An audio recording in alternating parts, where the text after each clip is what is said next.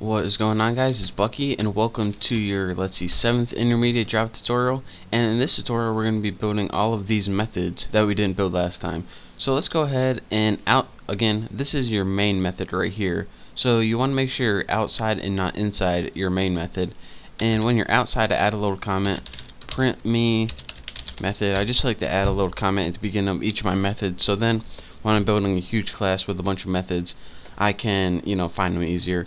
So private static void print me, and of course takes the parameter of a list, which is string data, and I name all my lists L because I'm lazy. And now let's scroll down and let's actually get to building the method. So let's go ahead and make an enhanced for loop, and of course it's going to loop through the string b, and let me go ahead and type this and I'll explain it. L. So what this is doing is an enhanced for loop that's going to loop through the array of a list. Actually, it's going to loop through a list, and it's going to treat each element in that list as b temporarily. There we go. So now what do we want to do to b? Just go ahead and print out. So system out printf, and for argument 1, let's just go ahead and print that element, which is %s, and for the argument just go ahead and write b. So what this is going to do is it's going to pass it in each item of the list and just print that string and a space after it. Nothing new. And then once you're done doing that whole thing, just do system out print line, just so we can keep everything titled up, and it doesn't look like, if you don't have this, every time you use this method it's going to look like it's on one big line. This, every time you use it, it's going to go to the next line. Easy enough. And don't forget your semicolon right there. So now we have a basic print method, just pretty much to go through the list and print it out. So now we can go ahead and build our other method, remove stuff. So let's go ahead, remove stuff method, right like that. So this is also private static void remove stuff, but this one takes a list, or not sting, that's embarrassing, string data, and we'll just name this list L temporarily because again I'm lazy, and put int from int to, because this is, you're going to pass it in a range of numbers. You pass it in the number from what you want to delete to what you want to delete, and I think we passed it in 2 to 5, so it's going to remove the elements from 2 to 5. See why I named it from and to? Easy enough. So let's go ahead and we'll get coding. So this is an easy one. It's only one line. What we want to do is take that list that we passed it in, and we want to get a sublist off it. And sublist is a built-in method from Java. It's actually from the util. So from into. And what this is going to do is it's going to return a portion of the list. It's going to return the portion 2 to 5 in this case. Now what do we want to do that portion? We want to clear it right here. And this is also a built-in method. So sublist and clear are built-in methods that you can use with LinkedList.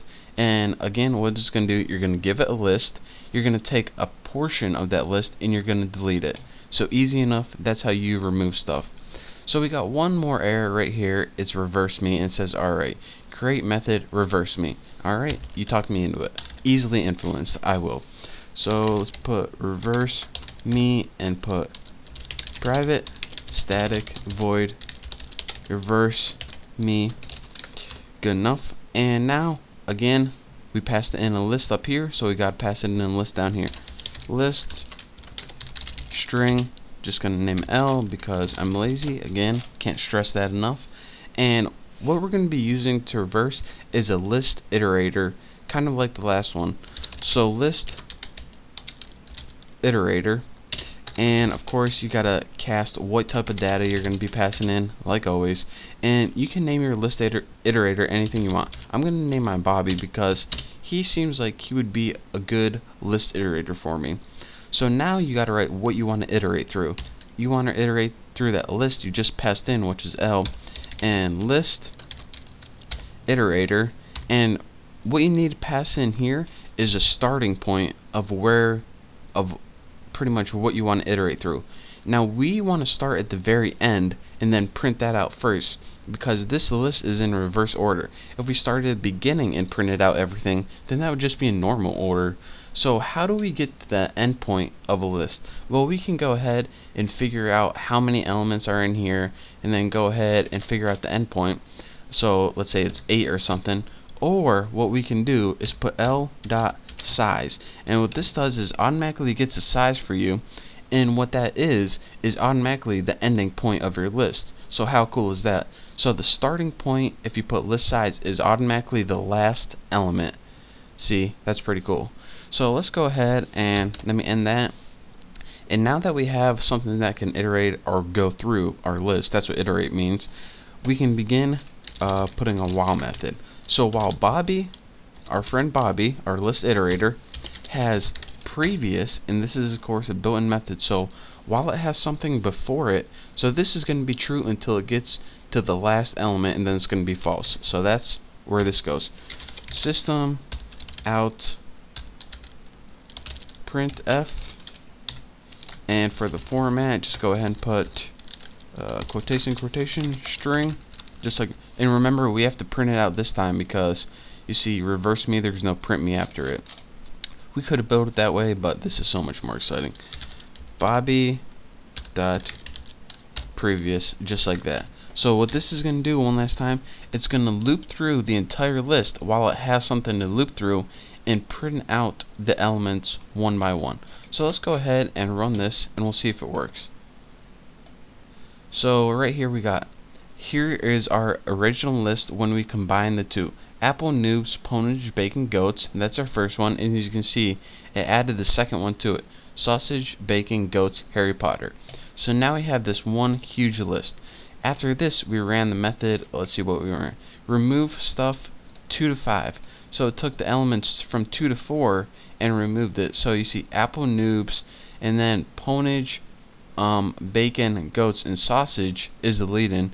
And let's see, no, ponage, bacon, goats, and then you have sausage, bacon, goats, and Harry Potter left. So now here's our new and enhanced list with elements removed in it. So lastly, what we did is we took this list, which was our new list 1, and reversed it in right here with the reverse me method. So what this did is take this list and put Harry Potter, goats, bacon, sausage, noobs, apples. So that through the reverse me method we were able to reverse the elements. And that is pretty much the power of linked list and what you can do with it. Again, some different methods than the basic list or collection interface. So that's it for this tutorial. Thank you guys for watching. Don't forget to subscribe to my channel, and I'll see you next tutorial.